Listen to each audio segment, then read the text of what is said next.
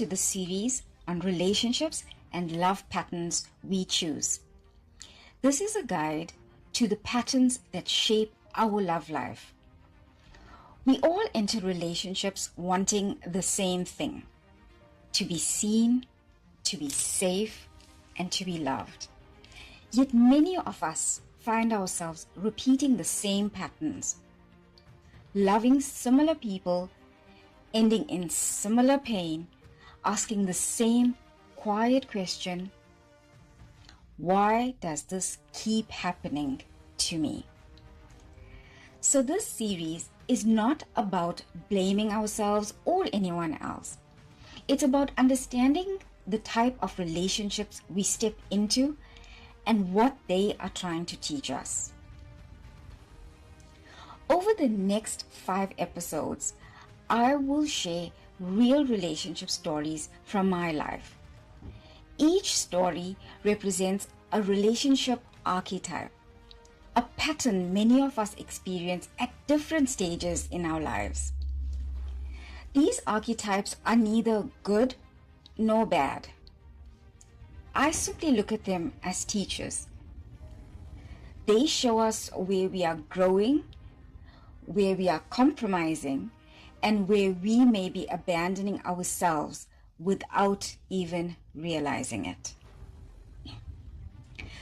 The relationship archetypes in this series that we will be meeting are the dreamer.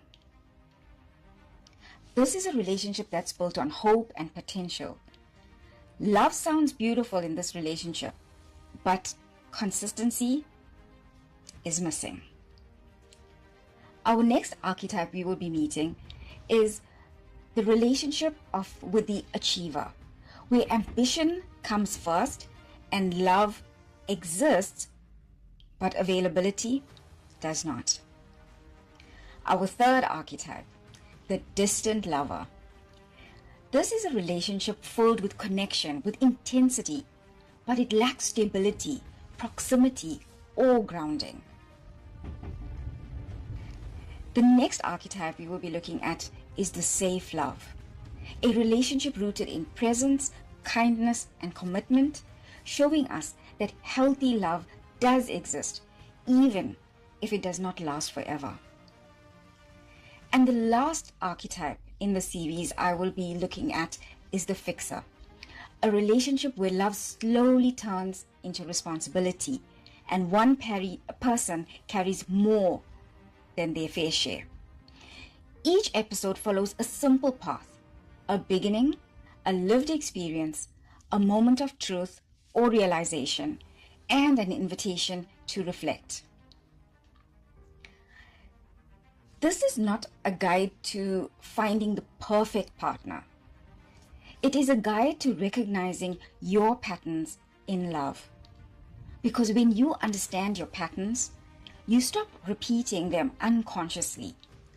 And when that happens, you begin choosing relationships and yourself differently. So with that being said, let's move on to episode 1. Archetype number 1, the dreamer. When you fall in love with what could be. There are relationships that don't break your heart all at once. They break it slowly, quietly. They teach you how to wait, how to hope, how to explain disappointment to yourself until it starts to feel normal. This story I'm about to share with you is about loving someone's potential and slowly losing touch with your own needs. My first real love came into my life unexpectedly, not through friends, not through plans, just a chance meeting on an ordinary day in an ordinary place. He was older than me, and he spoke about life with so much of confidence and vigor. He had dreams, big ones. He talked about what he wanted to do, where he wanted to go, and who he wanted to become. And I believed him. For almost 2 years, I listened, I supported, I waited. What I didn't realize at the time was that he loved dreaming more than doing. He spoke beautifully about the future, but he struggled to show up in the present. The moment that changed everything wasn't dramatic.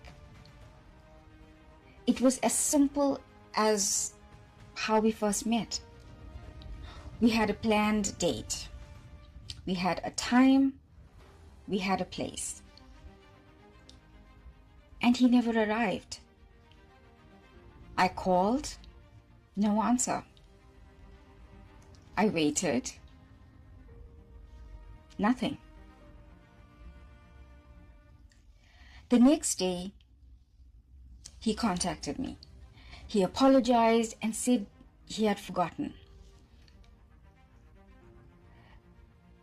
Something inside me went quiet. Not angry, not loud, just clear. I knew then that love without effort leaves you feeling unseen. And no amount of understanding can replace consistency.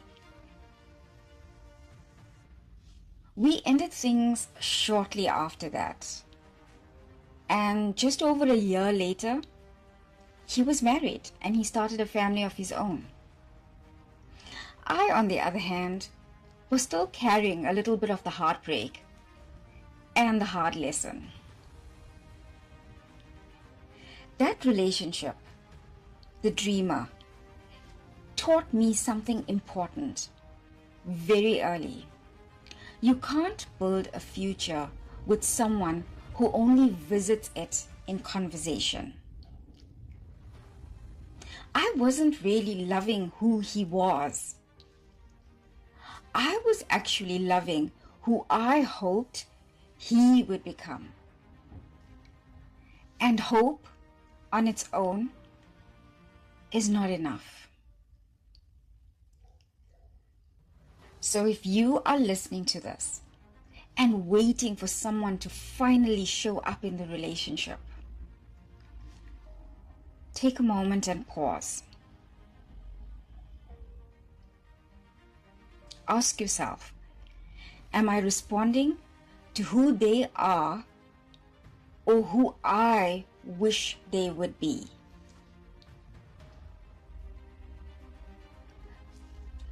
This week, maybe stop chasing potential and start choosing presence. Because love doesn't need reminders to arrive. And with that, I will meet you in episode 2.